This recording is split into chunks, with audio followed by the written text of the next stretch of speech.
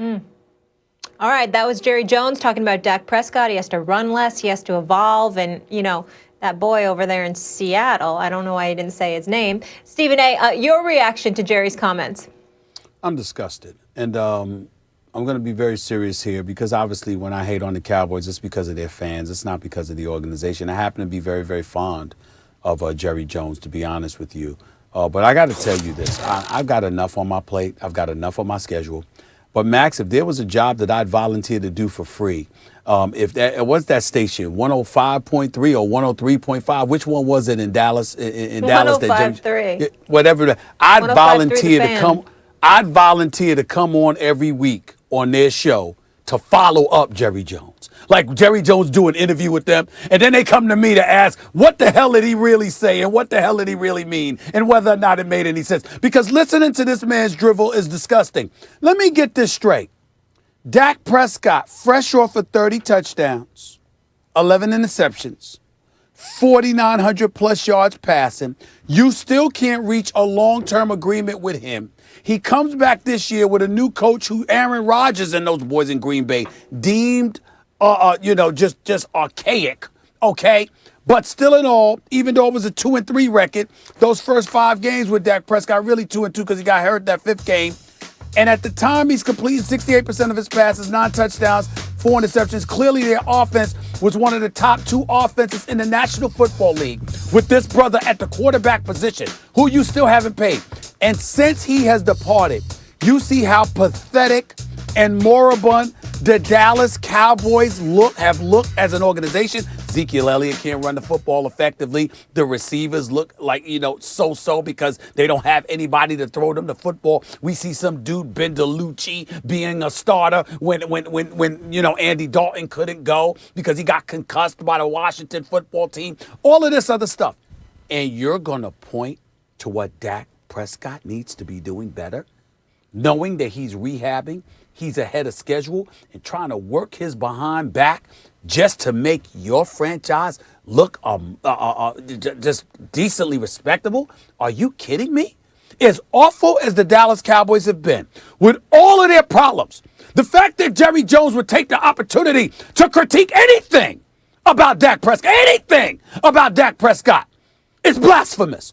Just blasphemous. There's no excuse for it because him not playing in the hospital bed or at home with his leg up, ankle finally twisted back in place and all this stuff. We all worry. Thank God he's okay. This brother, in his absence, has shown his greatness, not just as a player, but as a leader who is worthy of everything he wanted from Jerry Jones. And you're going to critique him? But you got DeMarcus Lawrence getting 1 tackle. You got Jalen Smith, and I love these boys. I like Jalen Smith. Out of pocket, he's going to be coached by Mike Nolan. Ain't his fault. I'm looking at this stuff. Max, is just unbelievable to me. It's unbelievable that Jerry Jones could fix his mouth to sit up there and find time to critique Dak Prescott when you clearly have problems everywhere else. It's unbelievable. Stephen A., I have a lot on my plate. This show, the radio, the boxing show. But I would volunteer to come on that Texas station, that Dallas station, after you came on to criticize Jerry Jones to defend him in this case. And this is why. You got this one all wrong. You have Jerry Jones' intention wrong and the content. First of all, he didn't come on criticizing Dak Prescott. What he was saying is, as great as Dak has been, I've handicapped him, I've handcuffed him by not wanting him to run even more because it's dangerous. Now, whether or not that's a fact, who knows, right? Like, there have been plenty of people who said and done studies and stuff that said, actually, run frequency is not the best indicator for injury or even correlated with injury. And quarterbacks don't get hurt out of the pocket anymore, and they get hurt in the pocket, right? But it has been the orthodoxy for years in the NFL. And by the way, if you want to really examine the roots of that orthodoxy, is there a racial component to it? Right? Because you're excluding certain groups who the feeling was would run the ball more. Sure, we can absolutely look at that. But it also does make some intuitive sense. You don't have your offensive linemen protecting you, and guys are going to tackle you as though you're a running back, and that's why there's a slide rule and all this kind of stuff. So it's not like whether or not Jerry Jones is correct about it, he believes he's correct about it, and that's the kind of orthodoxy in the NFL. He's saying Dak is too good to risk injury. Now, he pointed to Carson Wentz. I agree with him. Hurt on a running play, hasn't been the same since. I think part of Wentz's issue is he used to run much more fluidly. He used to move better. At least to my eye, I think that's actually one of the reasons for his regression. And Dak Prescott, the quarterback to whom Jerry Jones offered a Carson Wentz, Jared Goff level $100 million plus deal, which Dak, his agent, probably turned down, got hurt on a running play. So it's not like Jerry Jones is here saying, see, negative Dak Prescott, negative Dak Prescott. He's here going, look at me. I'm the one who's thinking Dak really shouldn't be taking as many chances out of the pocket, whether Jerry's right or wrong about whether that's really a chance. He does actually anecdotally point to two guys recently, including Dak Prescott, who've been hurt out of the pocket. That's not my point. Excuse me, guys. Stephen A., I want to hear you respond, obviously, of course. Let's take a quick commercial break, and we will come back to this. And also coming up on First Take, is today's Stephen's A-list? Abandoned any pretense of running the football. So the question is, can they win a Super Bowl that way? You can't. You can't win a Super Bowl relying on your 38-year-old quarterback who is playing well but has a retooled and rebuilt elbow.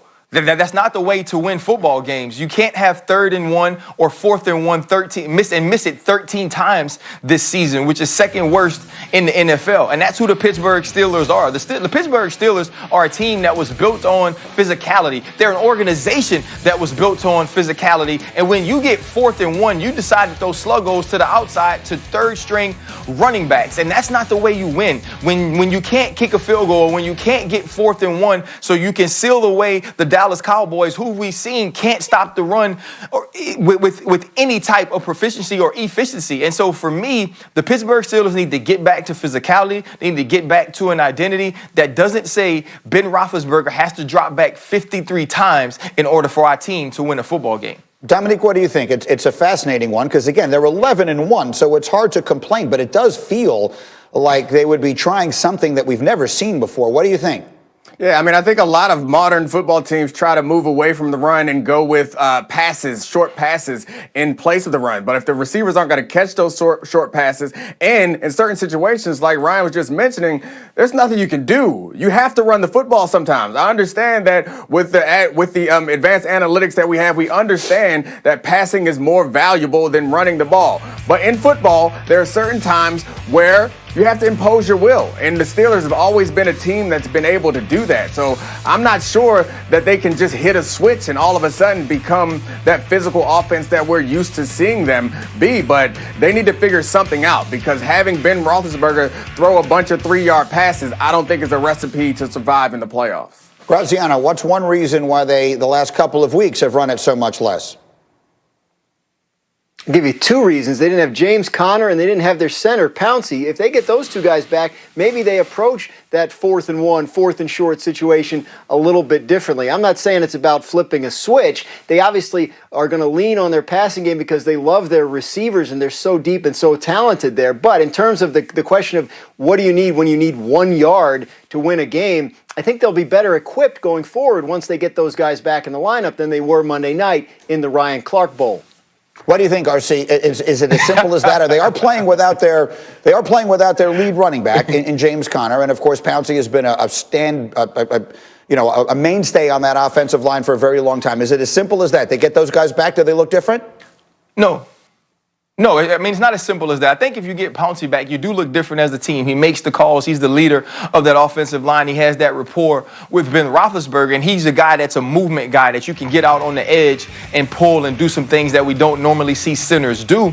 But this team hasn't run the ball well all season, and obviously James Conner is their number one back. But even with him, they relied on the Juju Smith-Schusters, the Claypools, the Deontay Johnsons, the Eric Ebrons to pick up those short yardage gains that they had to get and got to have it moments. And so for me, it's not just about having the people. It's about a mentality. It's about a strategy that says we are going to stick to the run and we're going to become a team that can be a dual threat when we're playing offense. Until they get back to that, I just don't see how they match up with teams like Kansas City, the Buffalo Bills, who we'll see them play this upcoming week, because those teams can do both. Those teams can defend both, and you're going to need some type of stability offensively other than what Ben Roethlisberger can provide you through the pass game. Well, and that leads me perfectly to what I wanted to say to Dominique earlier, and I didn't have time, when we were debating who were the leading MVP candidates if we were to take out Mahomes and Rodgers, which granted, I mean, those two guys are clearly the front runners.